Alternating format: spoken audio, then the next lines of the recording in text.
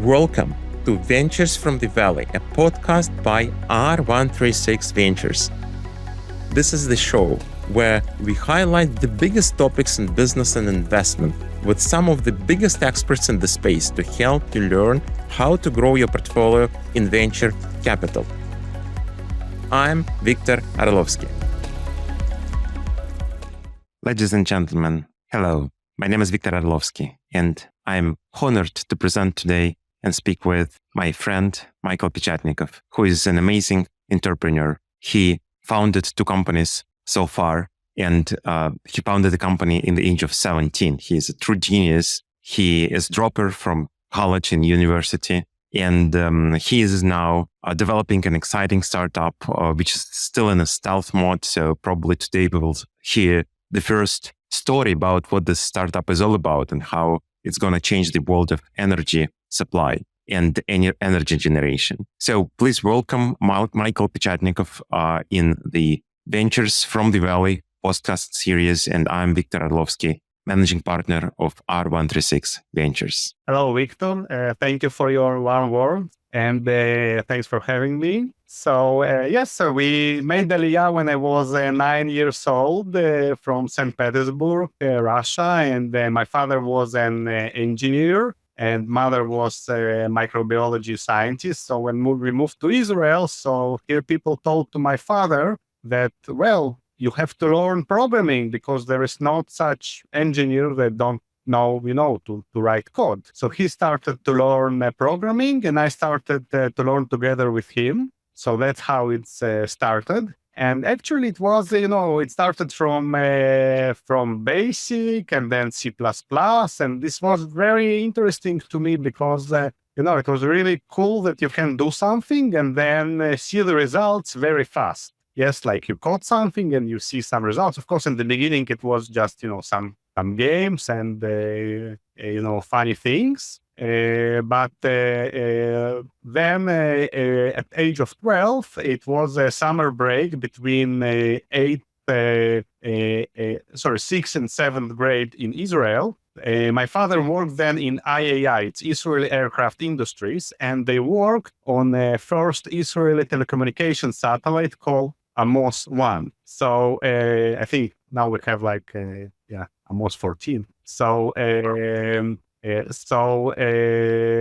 said to me, well, better you will do something useful instead of doing some games. And we need a simulator for a payload of a satellite. And here it will take a long time till somebody will do it. So why you don't do it in your summer break? So that's what I did in this summer break, and it was very interesting. I did it in C++, and actually they used this program, to build the commands for the satellite, and then took it to Unix with diskette because I did it on a PC, and so this generated the commands, and then they sent it to a satellite, and it took them probably several years till they did it on Unix, and it was integrated in one system. So this was my first useful project. I didn't get any money for that because it's illegal to pay someone at age 12 in Israel, but it was very interesting. But did you get an access to all this proprietary, database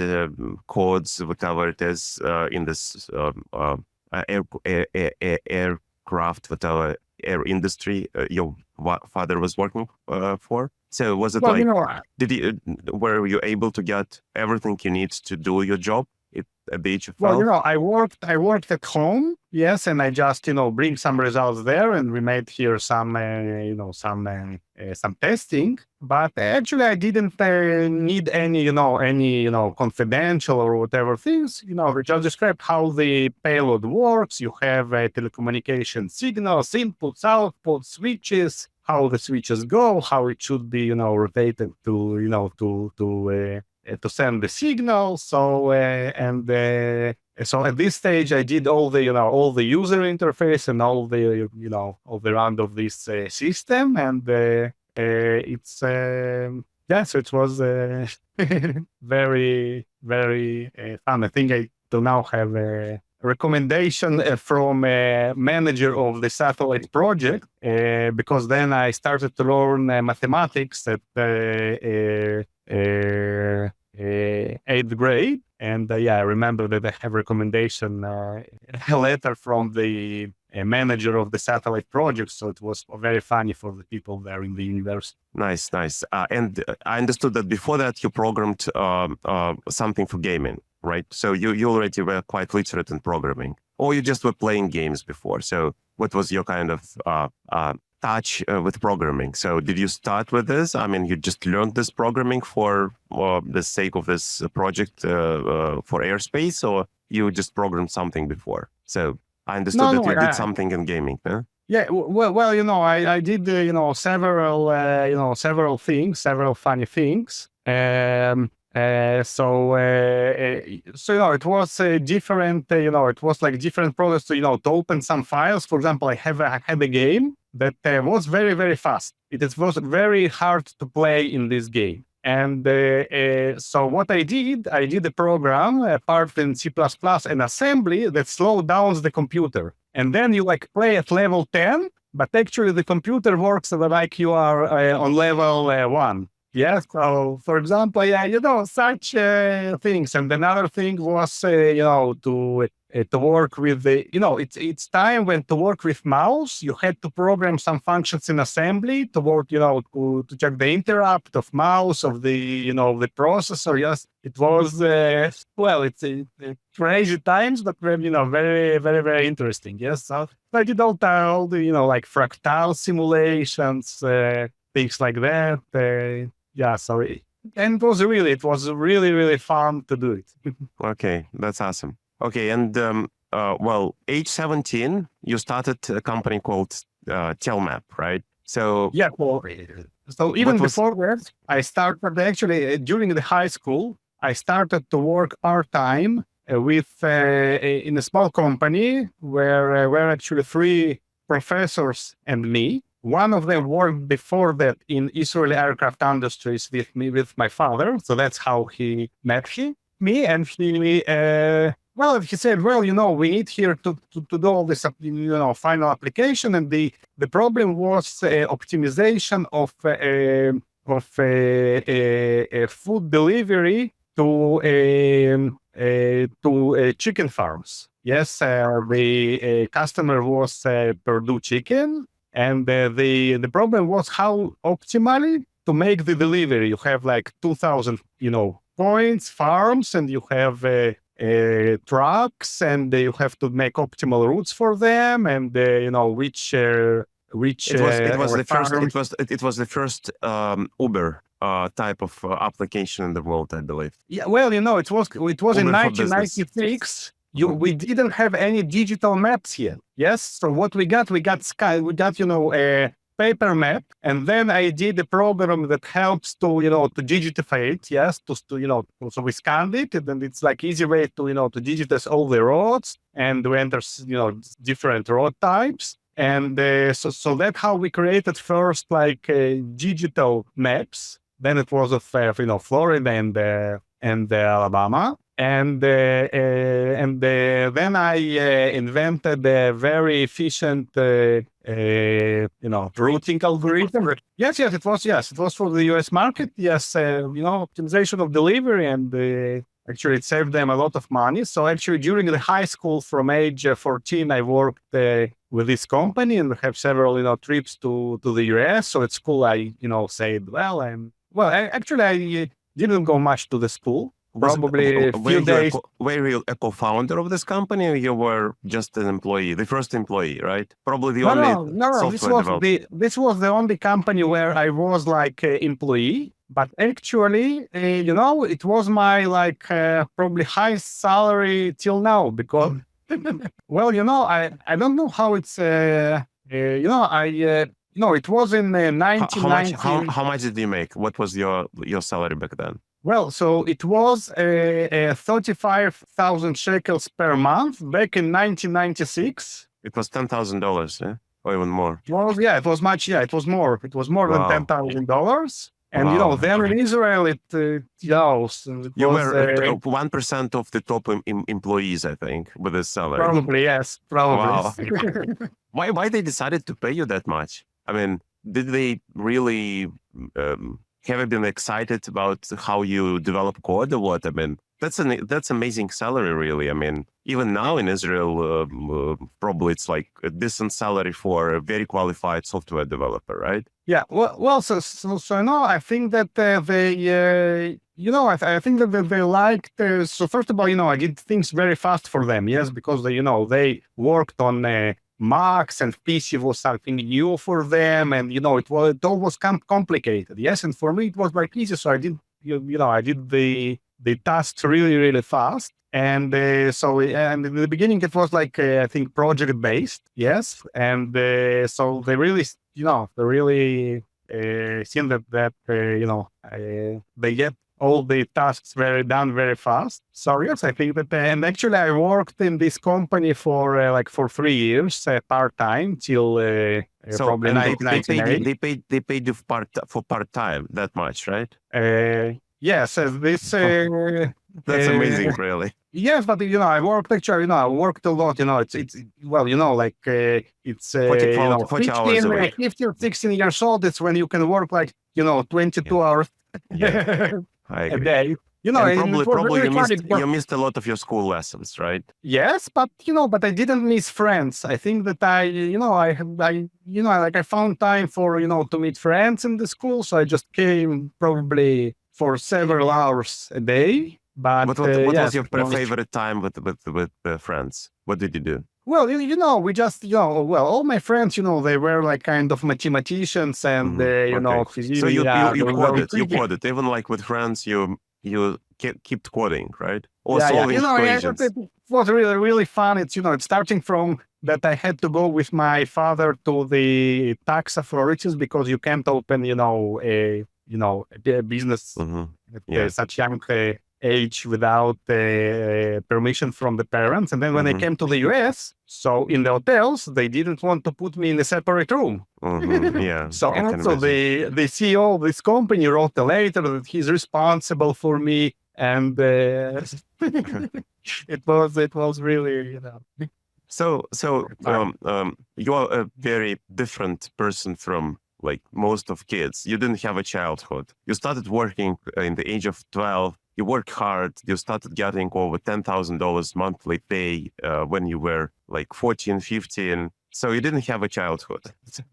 How did your parents live with that? I mean, did they try to really calm you down, asking you to go and play football and do less work, or your parents were kind of supporting you? No, my parents were very, very supportive. And, the only thing that they said that, I can do whatever I want, but they want me to get the bagrut. Yes, it's the high school, diploma certificate. Yes. So, so as far as I get this, they said, well, you can do, whatever you want. And I think that they saw the progress. They understood that that I'm doing something If interesting. it is not a secret, what was your father making back then? I think it was less salary than what you were making, right? Probably, yes, probably.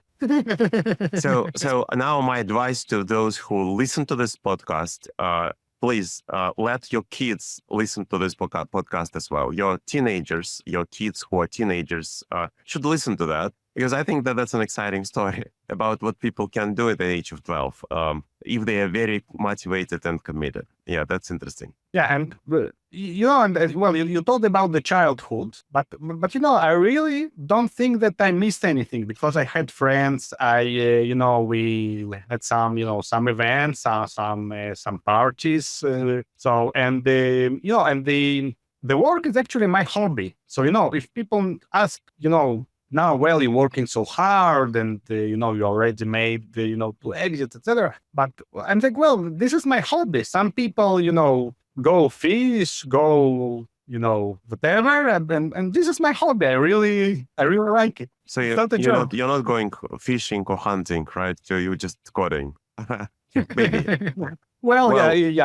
Yes.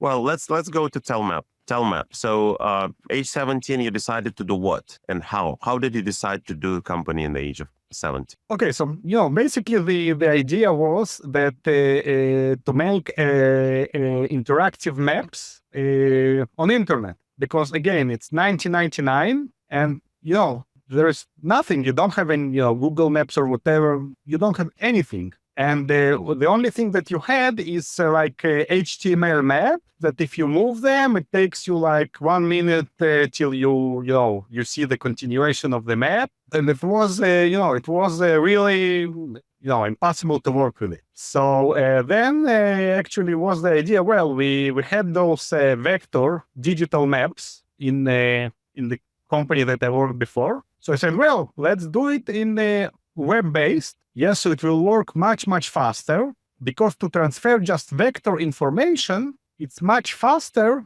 than to transfer an image. Yes. So I invented the compression format for maps that can very efficiently transfer maps, compress them in several, bytes or kilobytes and transfer it very fast to a client. And we had a Java-based client and a server side. And this way we actually transferred it very, very fast. And when you transfer it like around, like now it's like caching. Yes. And then when you work with it, it was very, very interactive and fast. Like if you work on your, on your PC without an internet. So it was very, very interactive and very fast. So in the beginning, I didn't know what a startup is. Yes. So the idea was to make a company, to have a profits. Then we thought, well, we will sell it to some companies and we will... How did you think to sell your product? I mean,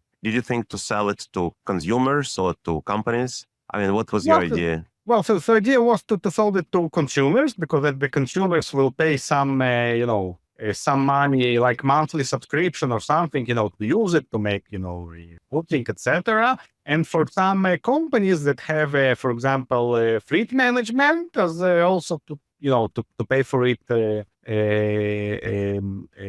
like license based and then I thought that, well, we will do it in 1 year and we will get revenues and we'll be profitable from the second year. Well, actually, I didn't thought about it as a startup. I thought about it in the beginning as as a project, as a profitable, business. And then, I started to meet some, potential investors and to show this idea. And we already have some, some demo. Yes. So actually, was it you only, or you hired someone to work with you? So my close friend that learned with me was in the same class. So he was like the first employee. Okay, and a co-founder probably. Mm-hmm. Yes, so he wasn't really a co-founder because he said, well, I don't understand. I want, to get the salary. Mm-hmm. Yeah. But yes, he got relatively very high, in the end compensation from all this. Mm-hmm. Yes, but he began as a employee. And so we worked together. I was, responsible for the server side and the algorithms, and he was responsible for the client side. And so two of you, two people. Yeah. Startup with two people. It was just two of us, and actually two of us, we had really, working demo. And then we came to a company called Mapa in Israel. And they have, all digital maps of Israel, probably till now. And we came to them because we actually need the data. Yes, we need the, vector data. At this time, they already had, vector data of Israel. So we want to buy this database from them. And then we showed them the demo. And they were very, very impressed. And actually, the investor of Telmap was a brother of CEO of company Mapa in Israel. He lives in London, and he was the investor of Telmap. But I met several investors. So he put $2 million in the beginning. that was a lot, for that time. And we were, and he said, well, we will be like 50-50. We will take all the decisions together. And so that's how it started. And well, of course, it took much more time than 1 or 2 years. So he invested much more in the continuation. But and also, they knew that I have to go to the army. So I started when I was 17, and there is no escape. There is no escape for the army, for a businessman like you. You could not go and say, "Okay, sorry, I'm just doing business. I will just go army when I exit." No way in Israel to do it, right? So you just need to go to army whenever you ask. But I don't remember how exactly, but I did like, generally you have to go to the army at the age of 18, and I came to the army at the age of 19. So I remember it was something bureaucratic that I had like for, some half a year later or something like that. And, and they knew from the beginning, the investors and that I have to go to the army. So then we looked for, for VP R&D, for CEO that will replace me. And, then while I was in the army, I thought that I will, work at least part-time, like half-time in the company. But then I was in the army in the intelligence corps. So very fast, I realized that I have like 12 hours a day at least to work in the army. Also some very interesting Did you serve in intelligence, right? I mean, you were selected to serve, just do coding mostly, right? Yes. So actually in Israel, if you want to go to some elite places, you have to sign like 3 years more or even more. So that's what I'm saying, guys, I can't sign you anything. I have a startup. So, found my very interesting place that they agreed to accept me without signing additional. Good. So they really understood the importance of your business, probably, and they were very motivated to have you, probably. Yes. Did you meet equally intelligent, equally equipped with knowledge and data kids in the army? I mean, young folks who were similar kind of yourself in the forces you worked for, or you were kind of an exceptional thing? Well, I think that I met people that are much smarter than me, that, doing some crazy mathematics things, etc. Yes, I don't think that, I really remember anyone with such, an experience. Because, at this time, this probably, like creating a company at the age of 17, it was Raising really $2 unique. million. I don't know any such examples. Probably, till now, there are very small number of such examples. Me too. I don't know anyone who raised $2 million and started a company in the age of 17. So successful company. That's a unique thing. I agree. So in terms of experience, yes, it was something unique. But I actually prefer to work with people that are much smarter than me. Yes, I think this is my goal.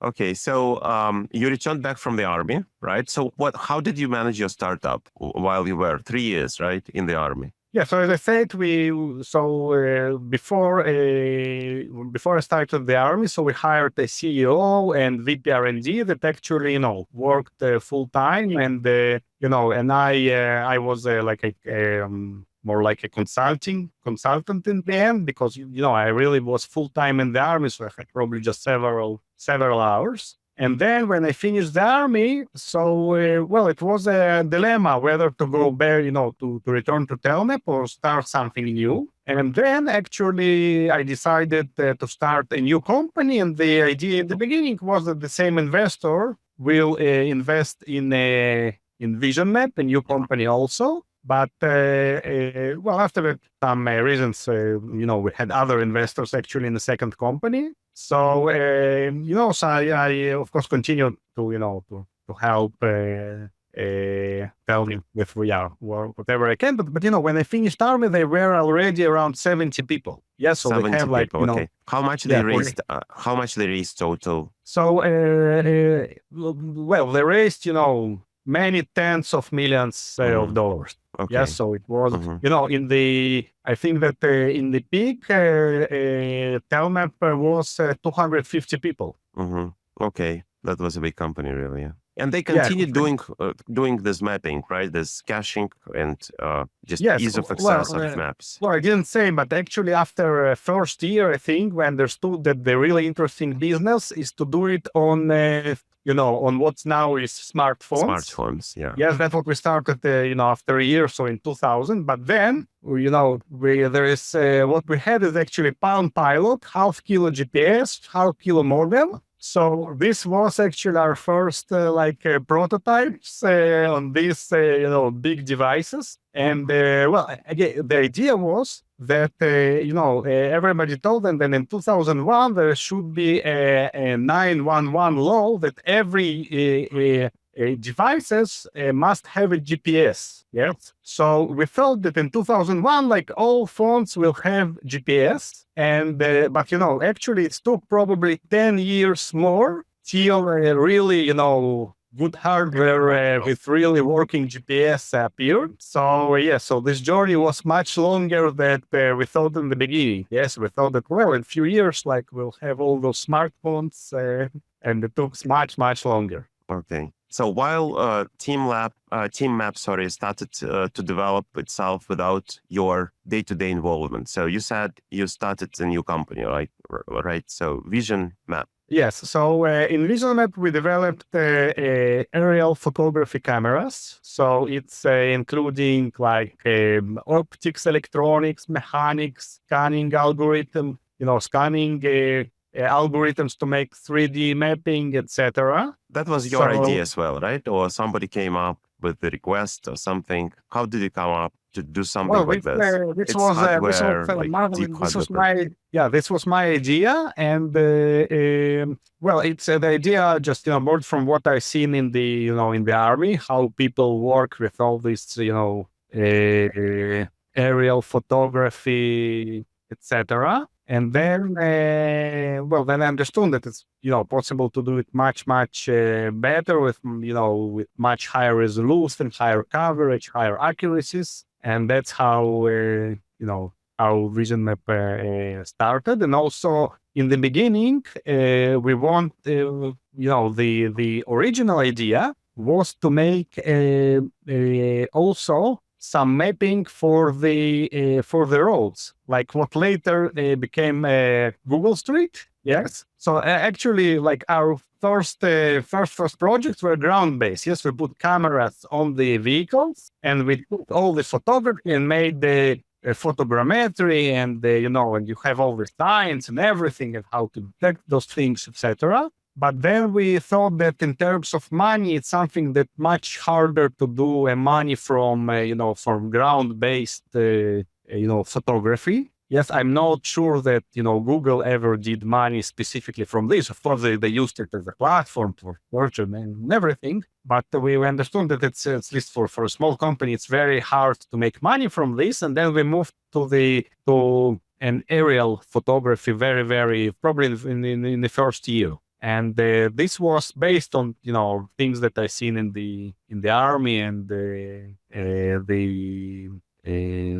challenges. I'm sure you had a lot of hardware development in this company in Vision Lab, right? So how difficult was it, and how different was it from doing a purely software business? Did you find kind of a challenge to become a hardware engineer or a CEO of a hardware company? What's the difference between your Telmap and Vision Map experience? Although it's all about mapping, it's still very different business, right? Yeah, it's good. Technologically, it's completely different. So, first of all, I was in Vision Map, I was a CTO. Yes, because that's what I like to do. Like in the and of course in the beginning, I do everything and and management and raising money, etc. But the goal is to move to more technical aspects. Yes, we actually I started the Vision when I was 22 years old. Yes. So in the beginning, we didn't understand anything in hardware, but I had several, co-founders who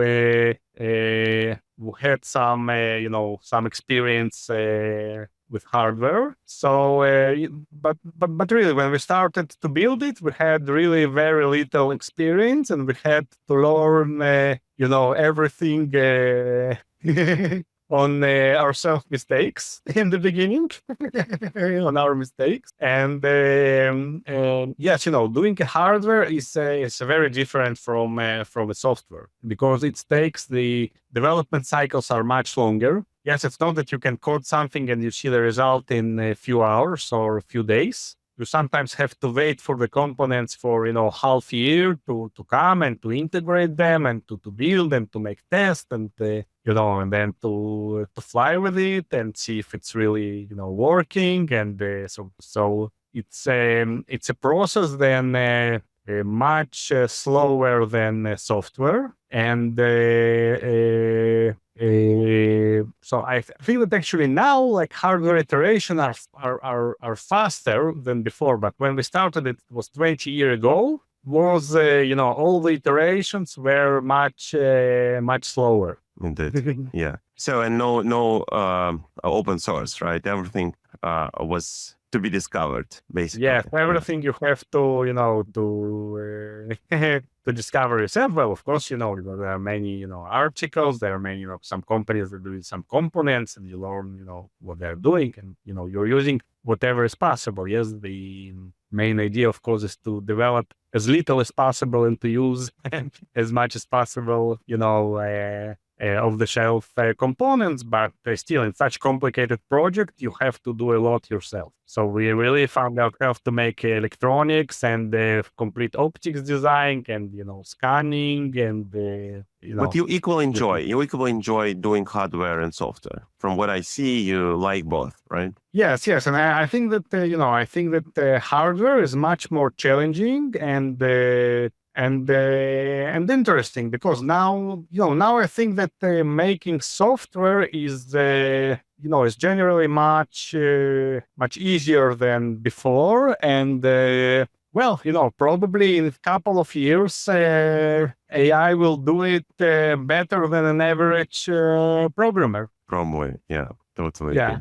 Well, when you spoke of you said that you, being a founder, being the creator, the idea generator, you prefer to be a CTO, right? So yeah. How do you envision it? So CEO is the one who manages you at the end, right? Who gives you a guidance what to do, right? So how easy it is for you, being a founder, to give up on the main role, right? How do you find the CEO to company which you create? I mean, is it difficult?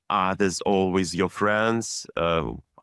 How easy it is for them to manage you, you think? Are you a manageable person at the end? Well, it was an interesting situation, because I was CTO and the chairman. Yes, because I had like the majority of the stock. So it was like CEO was like my boss, like in the regular like company structure, but I was his boss as a chairman.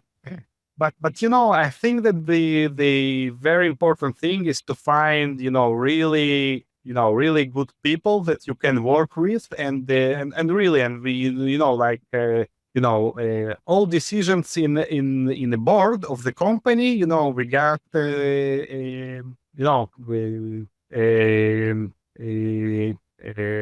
how we call it, no? Что мы все вместе. You have to agree on the to jointly agree on the decision. Yeah. So we agreed. We agreed jointly on all decisions. So it was it was very easy and natural. I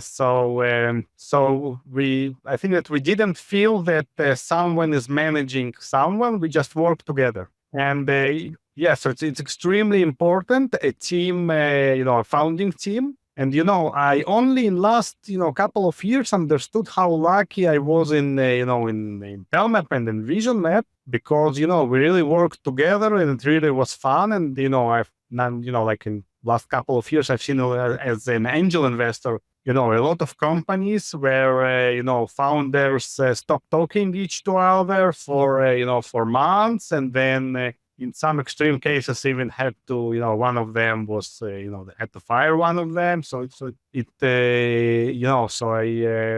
thought that it's, natural, but only in the last couple of years, I understood how lucky I was in, in all those startups. Probably lucky, yes. It's important word. So we will get back to how important it is to be lucky. So you sold both companies, right? Both companies were sold. One, Telmap was sold to Intel. When was it? Yeah. So Telmap was sold to Intel, and Vision Map was sold to Rafael. It was almost the same time, right? When you sold both companies. When Telmap was sold? Telmap was sold in 2011, and Vision Map in 2015. Okay. Well, I was mistaken. 2015, you sold company Vision Map to Rafael, right? Which is Israeli defense company, right? Yes. Okay. So you made your fortune in the age of how old you were? Remind me. Well, when I sold all the companies, I was around around 30. At the age of 30, becoming one of the richest men in Israel, at least in tech. What was your vision? What next? What to do next? So it was relatively extraordinary event, right? Not that many people make their fortune in technology in the age of 30. Probably we know only few. Everybody's speaking about Mark Zuckerberg, right? So you are more or less Israeli Mark Zuckerberg. So, but you sold your company. He went public and he's still managing his Meta. So what was your vision when you sold? So what you thought you will do next? Enjoy life, buy an island, buy a yacht and go traveling, or what else? No, actually, as it was obvious for me that I'm going to do another startup.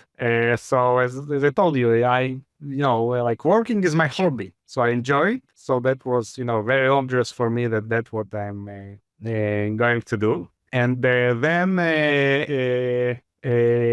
after Vision Map, it was a 10 years journey, and it's, 100 people company, and it's succeeded very well in the end, but it was we also had some hard times when we raised money, and we had probably like just several months of runway.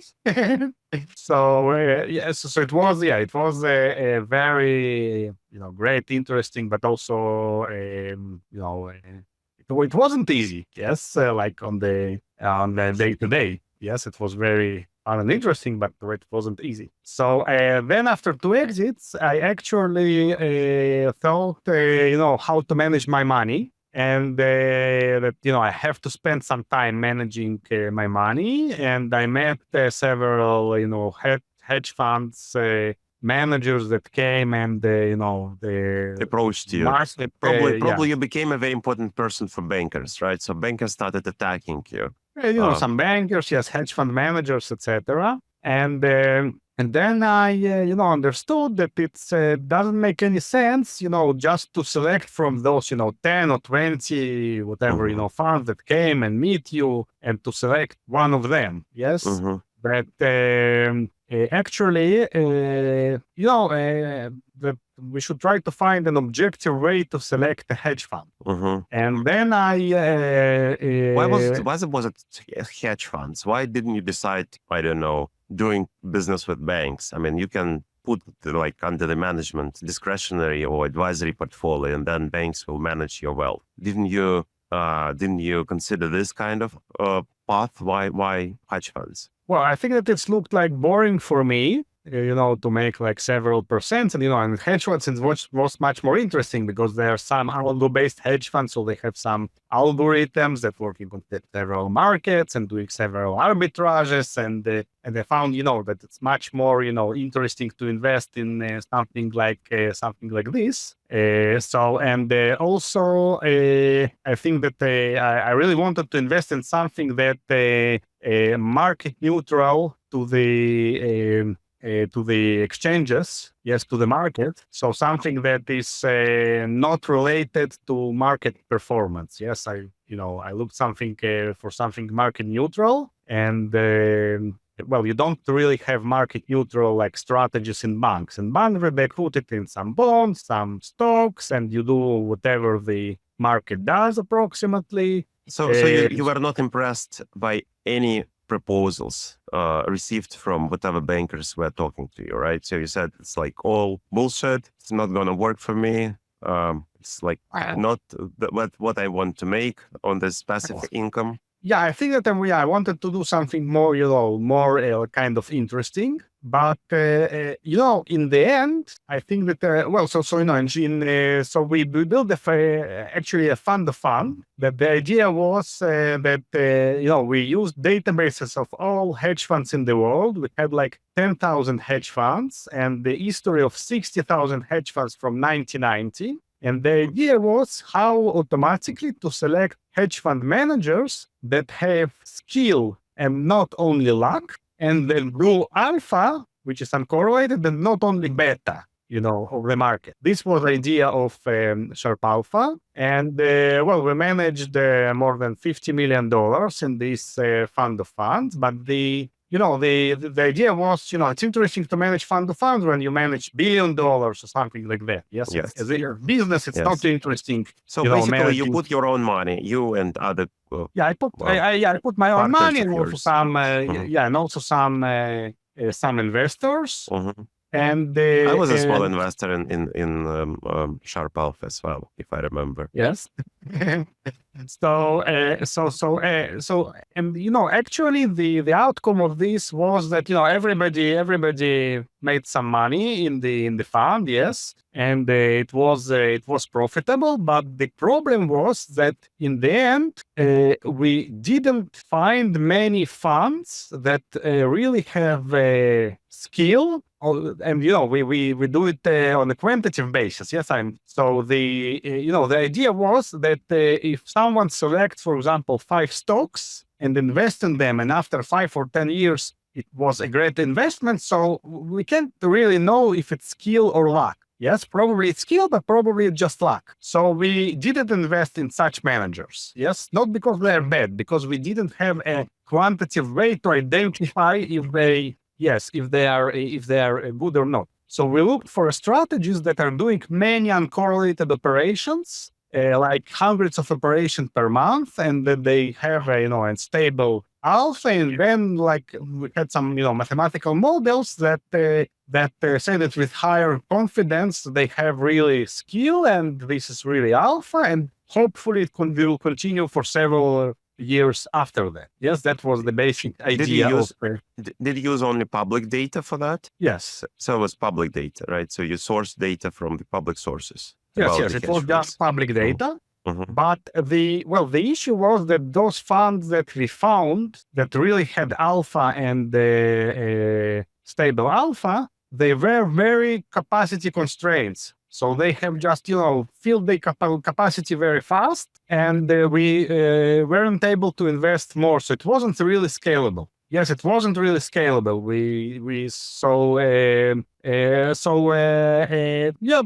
But it was like a nice idea. It was profitable, and till now I'm managing part of my money in like similar way in some of those.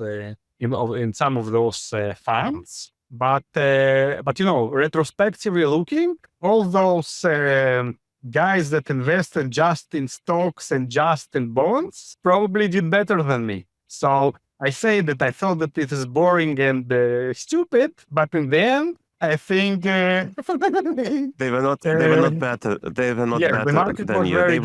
They were luckier than you. Yeah, that's most probably the answer. But your idea behind Sharp Alpha was to build a hedge fund and attract capital to the hedge fund, right? So that what didn't work out. I mean, you made money, it worked well, but at the end you didn't find really it wasn't a niche. scalable.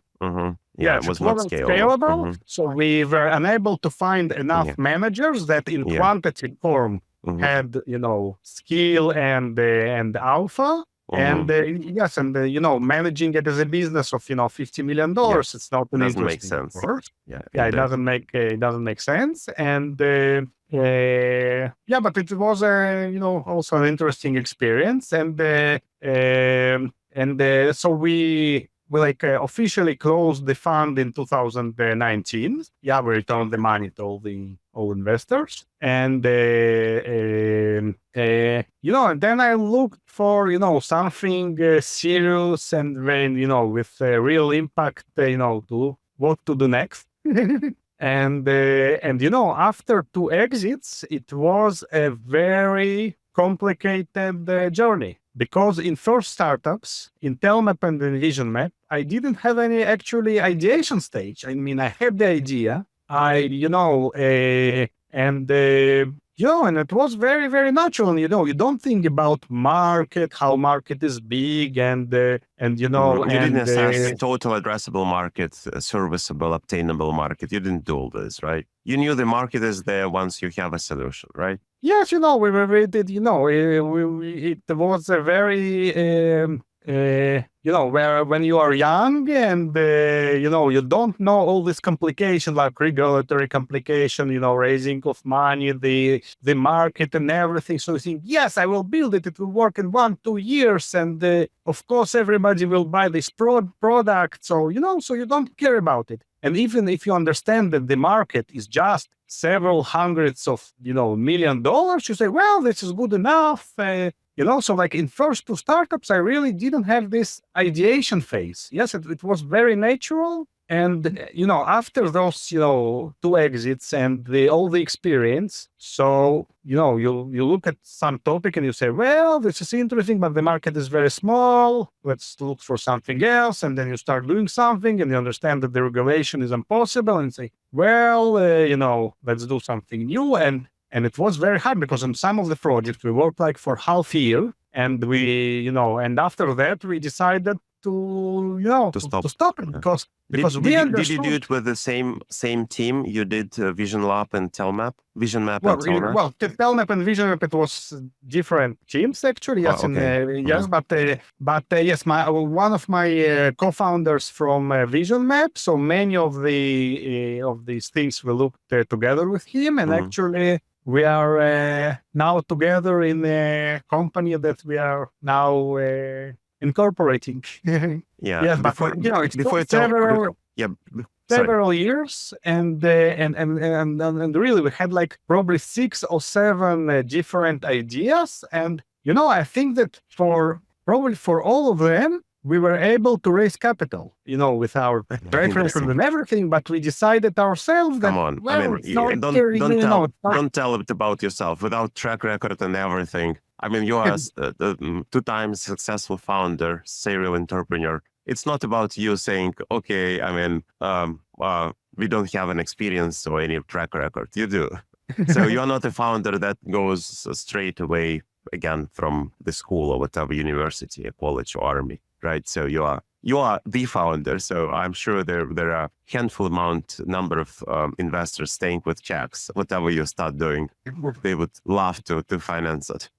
Yeah, but we understood ourselves that that it's not it's not interesting enough for to work like next 10 years. That the topics were not small. Interesting enough either from a market size or from technological point of view. So so we for several years we were in the kind of ideation process. I remember actually you told me a very interesting perspective to the founder today and founder like 20 years ago. You said that it was the most difficult thing to do was to to develop a product, to make a product which is viable, right? And it was extremely hard 20 years ago. But once you are there, once the product is there, it means the success. It means that now you can sell this product, you can make profits, and you can sell company. And now you said it's completely different. So everyone can create a product and everyone can build a product, but it's extremely hard to sell. And you told me once that you just think of an idea and then you come up with an idea and you start developing upon this idea. And then all of a sudden you realize that there are hundreds of different people doing the same thing, right? That it just became extremely easy to start a company and to launch a product, to create a product, and extremely more difficult to sell, right? So how you envision this new company? Is it something what is easy to build and hard to sell, or it's just different? It is still like hard to build and easy to sell. How do you think? I mean, before we start even discussing what you're building now, which is extremely interesting, of course. Well, so generally, generally speaking, you're right. So like 20 years ago, when I founded the Telmap and Vision Map, so it was like a blue ocean. Yes, you really didn't have, anything in technology and like in many topics, was a lot of things to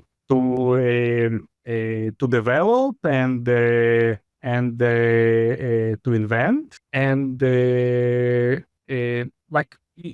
when we started Telmap, we were the first company doing navigation on a cell phone. Yes. And actually, we were the only company who thought that, the navigation will be done on cell phone. Yes, and it was back in 1999 when we had like no cell phones. Yes, so it wasn't like trivial, but it was very makes sense that people will do navigation on cell phones. Yes. So, but then we were the only company who did it. Now, if people think about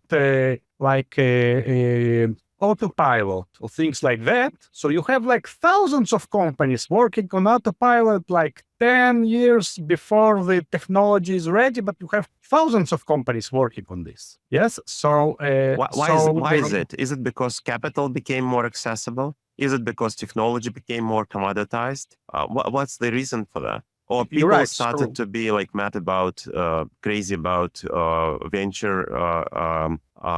building ventures? Well, first of all, you're right. When we started Telmap, we had like 3 or 4 VCs in Israel, and like all smart guys from the army. They gone to defense industry or Rafael or to IAI and work there. Nobody said, I want to be entrepreneur because nobody heard of entrepreneurs. Now, like everybody who is going from the army, even when we started the army, even at the age of 14, yes, he see all these, success stories of the entrepreneurs. So he's sure that he want to be entrepreneur. So first of all, you have like 3 orders of magnitude more entrepreneurs. And, and this is like a default way for smart and, successful people to, they want to become entrepreneurs. So this is first thing. So you have much more, more companies. And also the capital, we had 4 VCs in Israel, and now there is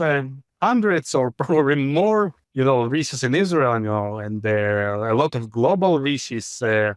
So access to capital is much easier. You have much more entrepreneurs. You have much more,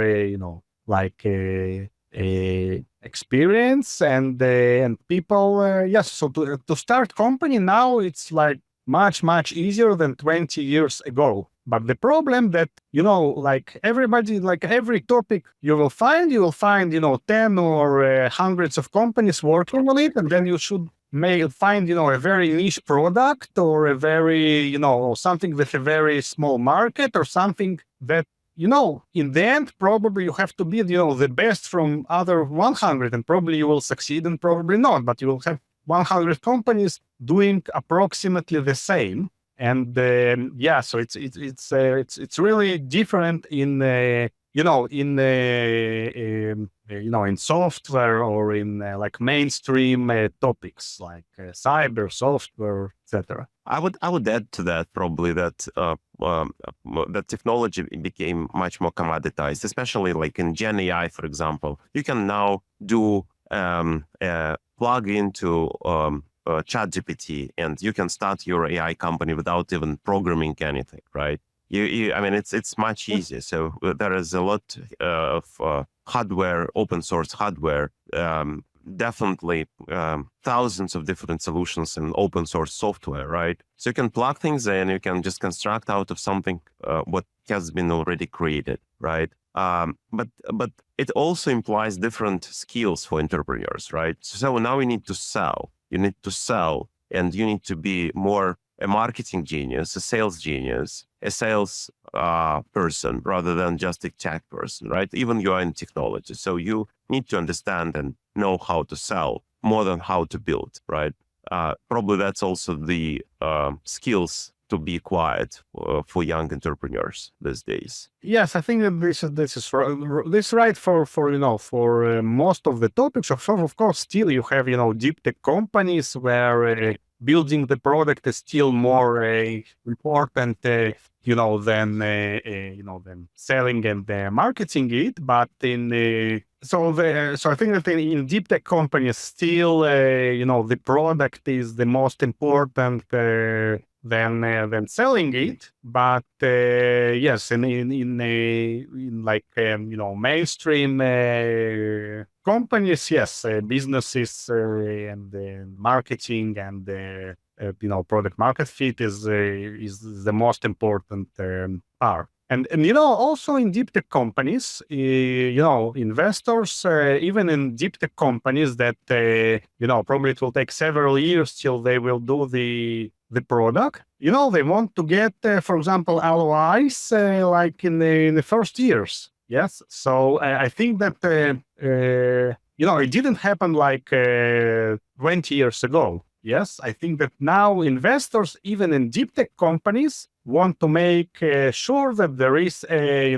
business, clear business path, and I think that this is good. Yes, but of course, the company still product is the and the technology is the thing, yeah, extremely important. And I know that you're a product guy, so you want to build something really hard to build, and that's what I also heard from like very successful entrepreneurs, serial entrepreneurs. They said to me when I'm asking them what they regret about, they said actually at least 3 people said the same thing. So I think it's like a story to tell. So we tackled a small problem. So we tackled a small problem nicely. So we made a great company in a small business. So what we learned is that we have to tackle a bigger problem because we can successfully solve problems. So to solve extremely big problem with a big market. So we touched on that. So market should be big. I mean, problems should have a big, solving problems should have a big impact, right?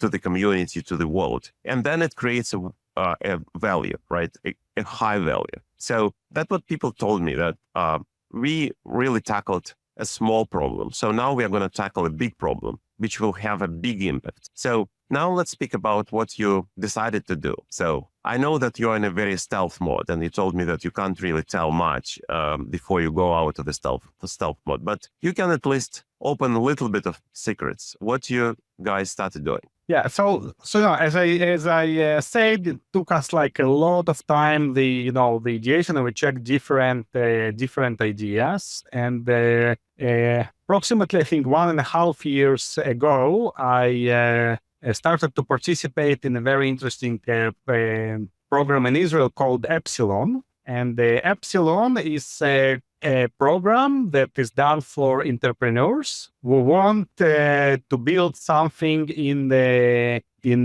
climate tech world and the energy domains. Yes, and in the climate tech, probably energy is the most important domain. So it was extremely, interesting, and probably we met a lot of VCs, and we talked to a lot of people trying to understand what are the main problems, of the humanity now. So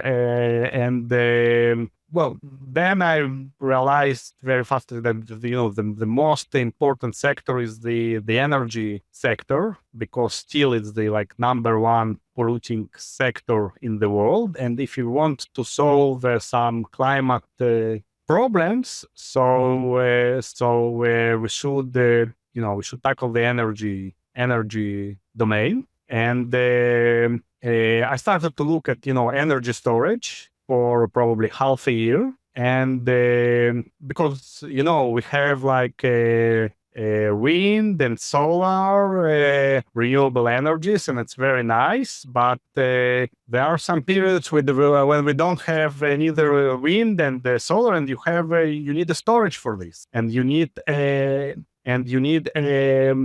very long-term storage, like for level of countries, for for several weeks or months. It's like seasonal storage, and well, till now it is almost actually no solutions for this, and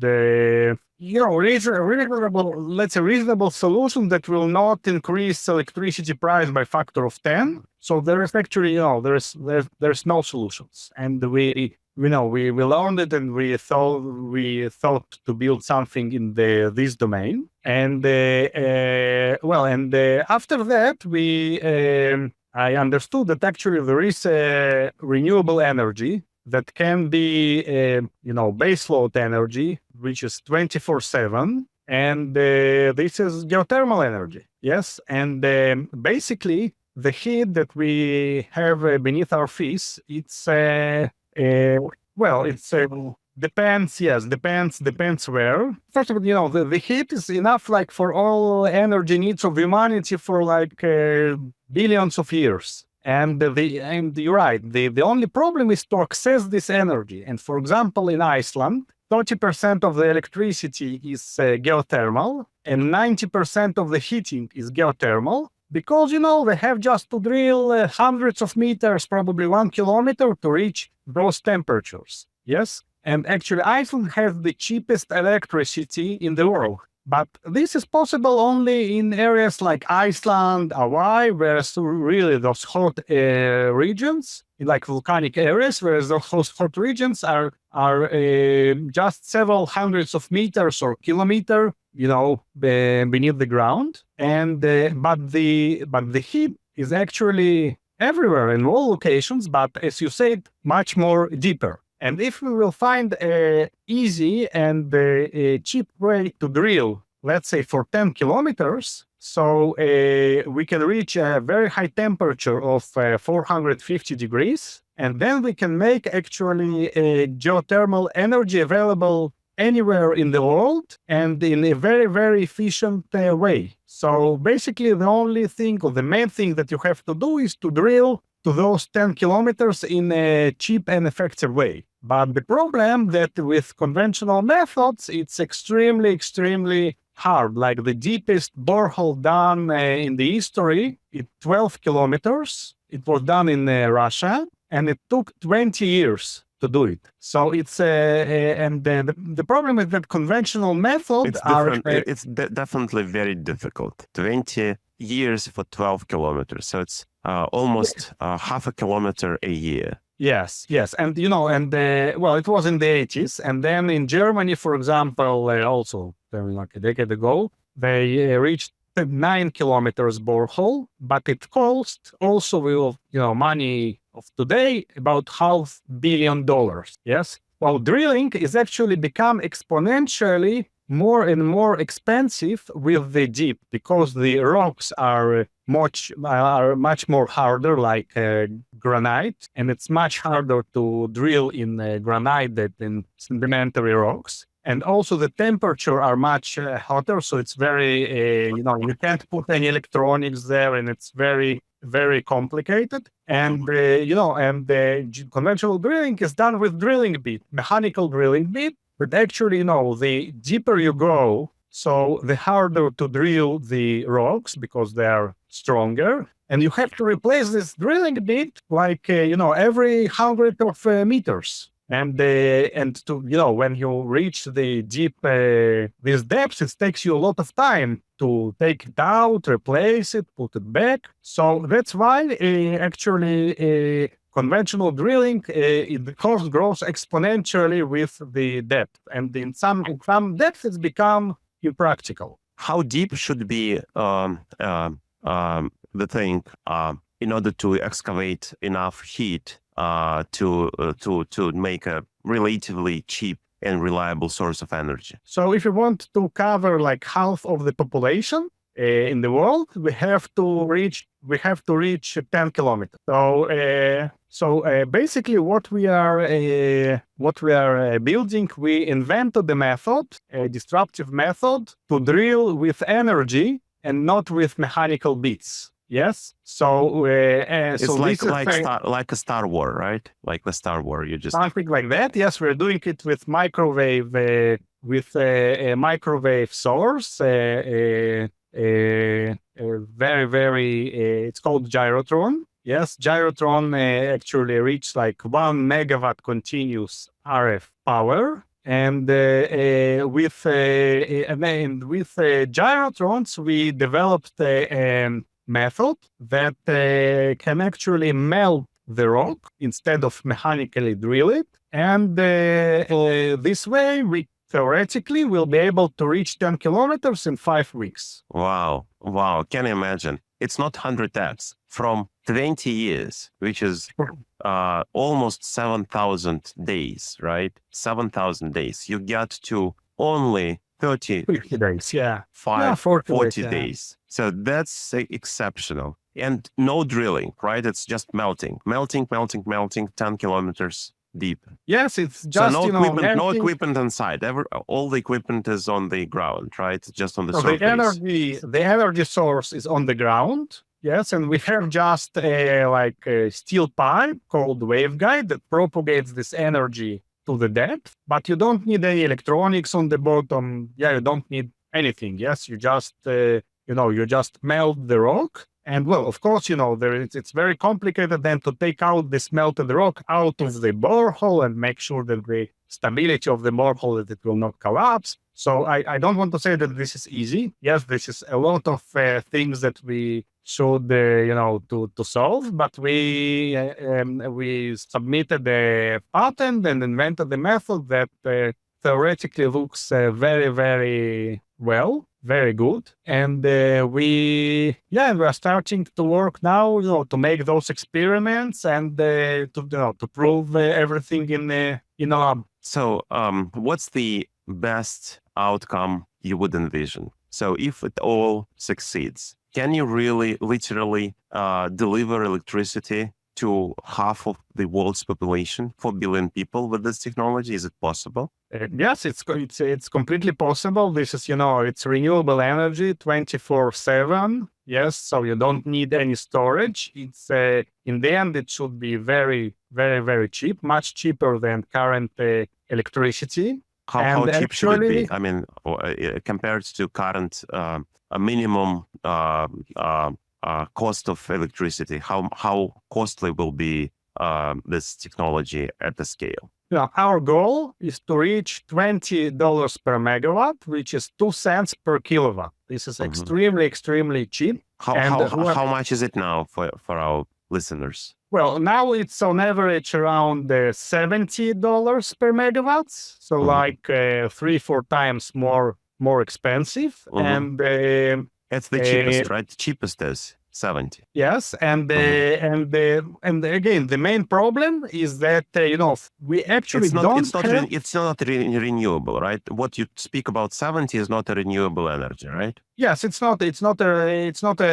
renewable. It's it's like a mix. So it's like a mix of energy, and it's important that now actually we don't have any renewable energy that can be used as a baseload energy that works 24/7. For example, in Germany, you have 50% of energy is renewable from solar and wind, but they didn't close any fossil station because you have several months in the winter when you don't have either wind and solar. So it's important to say that solar and the wind, it's very nice. It's renewable, but it's not a baseload power. It's not a power that, you can get 24/7. So the geothermal is the only, renewable power that can be, 24/7. And of course, you have nuclear that is relatively clean, but probably due to politics, it's very unpopular. Yes, and you have a lot of regulations